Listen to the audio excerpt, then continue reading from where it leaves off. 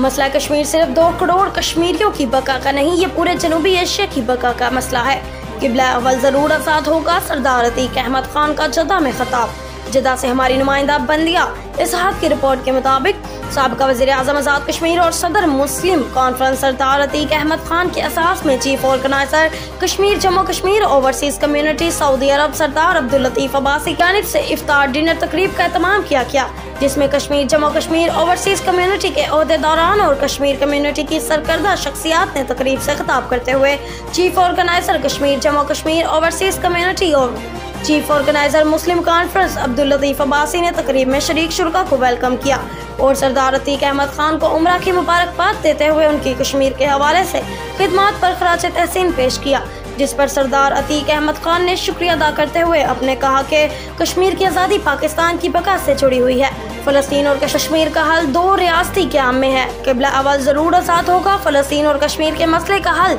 2 रियासती क़याम की सूरत में मुमकिन है।